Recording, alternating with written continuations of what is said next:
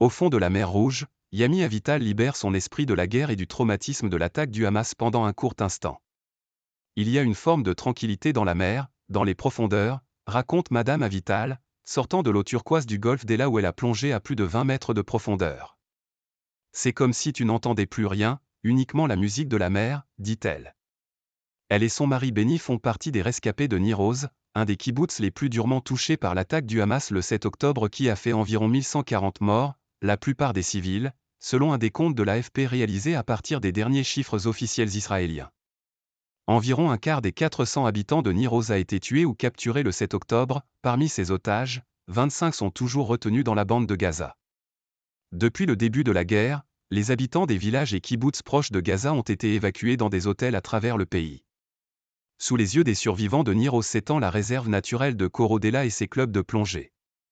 Nous sommes prêts à donner tout ce que nous pouvons aux familles de Nir Oz, a déclaré Yuval Goren, directeur du club Akasport. Et il n'est pas le seul, la Fédération israélienne de plongée, les clubs de la station balnéaire et des dizaines de bénévoles se sont mobilisés pour offrir des cours de plongée sous-marine et de plongée libre, où les plongeurs s'enfoncent dans l'eau après une seule respiration. Nombre des plongeurs novices ont trouvé que cet exercice méditatif apaisait leur traumatisme. Les instructeurs bénévoles ont de leur côté estimé que la plongée a été thérapeutique pour les survivants du 7 octobre. La découverte de l'environnement sous-marin, l'activité physique, les exercices de respiration et de contrôle du corps, l'exposition à sa peur puis le dépassement de celle-ci peuvent atténuer des douleurs psychiques, selon des experts. Redonner le sourire. Nous savons qu'être dans l'eau et sous l'eau a des effets émotionnels importants, a assuré Yotam Dagan, un psychologue qui a aidé la fédération de plongée dans cette initiative. La sensation d'apesanteur, le ralentissement de la respiration et du rythme cardiaque réduisent de manière significative le stress, pas uniquement durant la plongée mais aussi dans les minutes et heures qui suivent, parfois même longtemps après, ajoute M. Dagan. Ofer Mor, qui a dirigé le projet de la fédération visant à enseigner la plongée aux familles évacuées au centre SNUBA, a raconté que la formation était calme et lente et axée sur les besoins individuels de chacun.